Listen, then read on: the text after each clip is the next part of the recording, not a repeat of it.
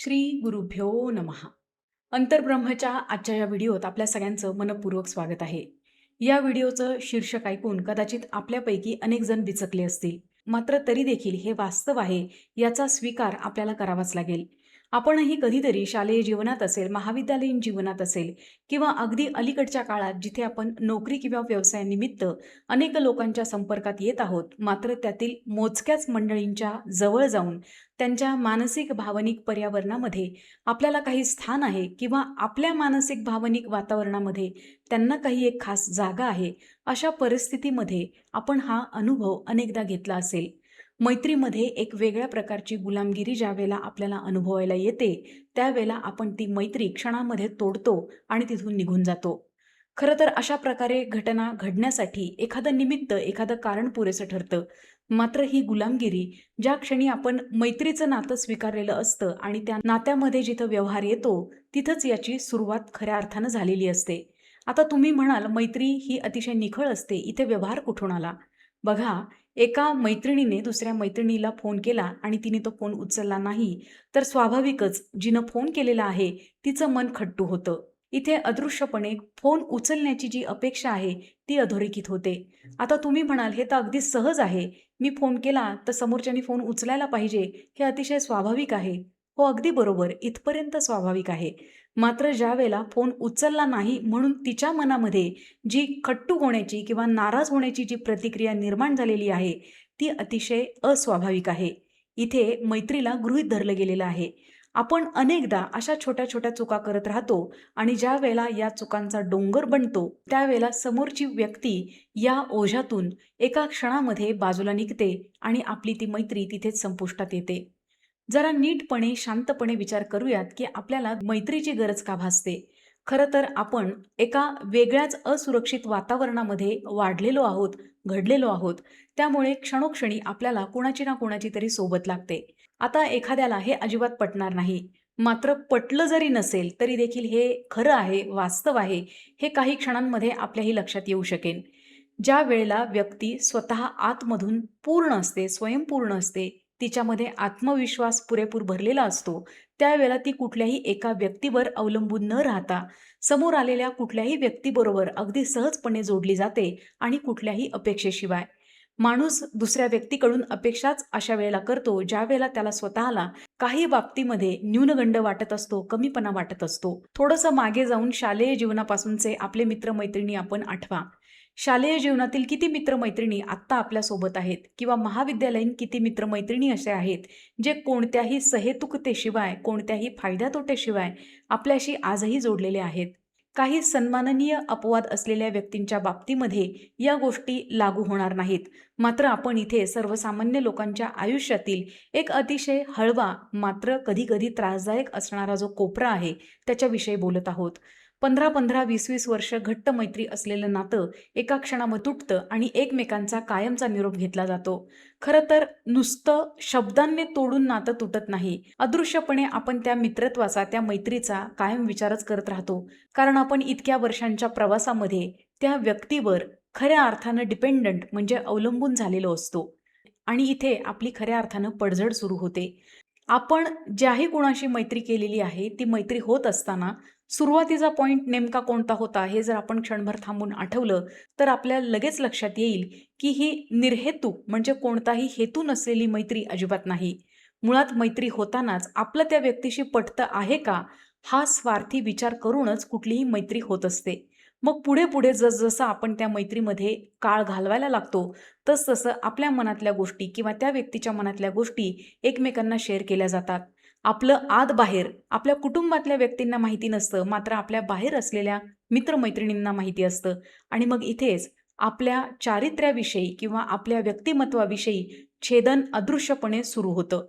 आपल्या माघारी ज्यावेळेला मित्र-मैत्रिणी आपल्याविषयी, आपल्या एखाद्या कृतीविषयी, एखाद्या निर्णयाविषयी बोलायला लागतात, त्यावेळेला आपण अनुपस्थित जरी असलो, तरी देखील कुठून ना कुठून आपल्याच कळपातील एखादा मित्र किंवा मैत्रीण आपल्याला येऊन सांगते आणि मग आपला विरस होतो, अपेक्षाभंग होतो. मग आपोआप मैत्रीमध्ये पुन्हा गट पडायला लागतात आणि मग इथे खऱ्या अर्थानं आपल्याला लक्षात येतं की आपण मैत्री या नावाच्या अदृश्य तुरुंगवासामध्ये आहोत आणि आपल्याला आता त्यातून बाहेर पडायचं आहे. ज्या व्यक्ती खूप सामंजस्याने या गोष्टीकडे पाहतात, त्या चटकन आपलं जे अवलंबित्व आहे, आपली जी डिपेंडन्सी आहे, ती कमी-कमी करत जातात आणि अगदी सहजपणे मैत्रीमध्ये जे वळण आलेलं आहे, ते पार करून पुढे निघतात. मात्र बहुतांशी लोकं, बहुतांशी व्यक्ती ह्या अतिशय हळव्या मनाच्या आहेत. त्यामुळे समोरच्या व्यक्तीनं मैत्री तोडल्यानंतर सगळ्यात जास्त आघात, सगळ्यात जास्त त्रास या जीवांना होतो. बरं, आपण मैत्रीमध्ये इतके वाहून गेलेलो असतो, की घरच्यांचं किंवा आपल्या अगदी जवळच्या व्यक्तीचं आपण ऐकत नाही. मात्र मित्रावरती आपण अंधपणे विश्वास ठेवतो. तो इतका टोकाचा असतो, की मित्र जर म्हणाला, तर सूर्य पूर्वेला नाही पश्चिमेला उगवतो, तर आपण तेही मान्य करायला तयार असतो. इतका हा अदृश्य बंदिवास आपल्या नसानसांमध्ये भिनलेला असतो आणि ज्यावेळेला तिथून बाहेर पडण्याची वेळ येते, त्यावेळेला खऱ्या अर्थानं आपल्या मनाच्या, भावनेच्या, विचारांच्या आणि अगदी चारित्र्याच्या देखील कधी-कधी चिंधड्या उडतात. ही जी अवलंबित्वाची भावना आहे, डिपेंडन्सीची जी आपली भावना आहे, ती नेमकी मूळ कुठं धरायला लागते? कौटुंबिक पार्श्वभूमीमध्ये कधी-कधी या गोष्टींची बीजे आपल्याला सापडतात किंवा एखाद्या व्यक्तीला आपण इतरांपेक्षा कमी आहोत, असं कुणी निदर्शनास आणून दिलेलं असेल किंवा तिचं तिलाच वाटत असेल, त्यावेळेला मैत्रीच्या नावाखाली असलेल्या आपल्या आयुष्यातील निरनिराळ्या व्यक्तींच्या माध्यमातून सुरक्षितता शोधली जाते आणि ही सुरक्षितता खऱ्या अर्थानं एक वेगळ्या प्रकारची डिपेंडन्सी म्हणजेच कुबडी आहे, हे कळायला खूप अवकाश लागतो. आपल्या जगण्याचा जो प्रवास आहे, तो खऱ्या अर्थानं सोलो जर्नी आहे. या सोलो जर्नीमध्ये निरनिराळ्या टप्प्यावर वेगवेगळी माणसं भेटणार. काही काळ आपलं त्यांच्याशी जमेल, त्यांचं आपल्याशी जमेल आणि मग एका वळणावर वाटा वेगळ्या झाल्यानंतर आपण पुढे निघून जाणार आणि ती व्यक्ती देखील पुढे निघून जाणार.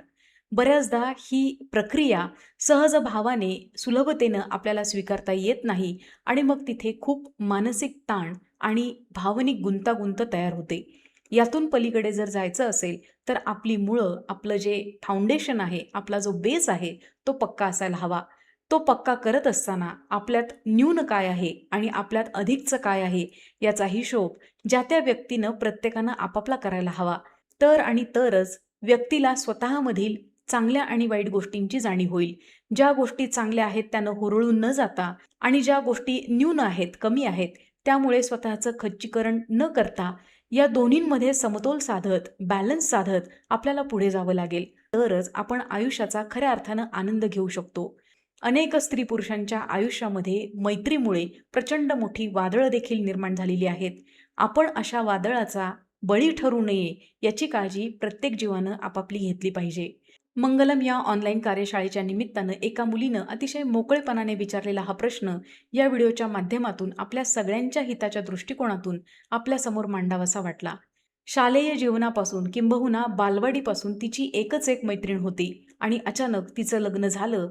लग्न होत असताना त्याच क्षणी लग्नामध्येच या दोघींच्या मैत्रीमध्ये एक मोठी दरी निर्माण झाली आणि आता त्या दोघी एकमेकींच्या संपर्कातही नाहीत. या घटनेतून त्या मुलीला बाहेर पडताना खूप त्रास झाला. प्रश्न विचारणाऱ्या ज्या मुलीला या घटनेचा सगळ्यात जास्त त्रास झाला, तिनं आमच्या चर्चेनंतर स्वतःला अतिशय सकारात्मक गोष्टींमध्ये गुंतवून घेतलं आणि आता ती बऱ्यापैकी स्थिर होऊन आपल्या आयुष्याकडे अगदी वेगळ्या दृष्टिकोनातून पाहते आहे. आपणही आपल्या आयुष्यामध्ये वयाच्या कुठल्यातरी एका टप्प्यावर अशा प्रकारच्या घटनेला सामोरे गेलो असू.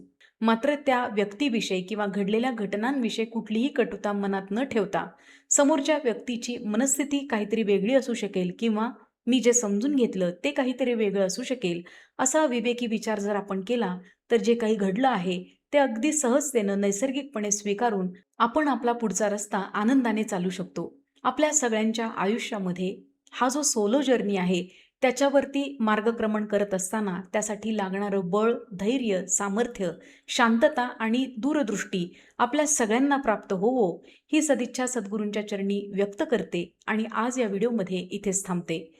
मंगलम या ऑनलाईन कार्यशाळेमध्ये जर आपल्याला सहभागी व्हायचं असेल आणि यासारख्या गुंतागुंतीच्या प्रश्नांची उत्तरं अगदी सहजपणे आपल्याला मिळवायची असतील, तर डिस्क्रिप्शनमध्ये दिलेल्या व्हॉट्सॲप क्रमांकावरती संपर्क करून या कार्यशाळेमध्ये नोंदणी आपण आजच करू शकता. तेव्हा लवकरच भेटूयात असाच एक छानसा व्हिडिओ घेऊन. तोपर्यंत श्री स्वामी समर्थ.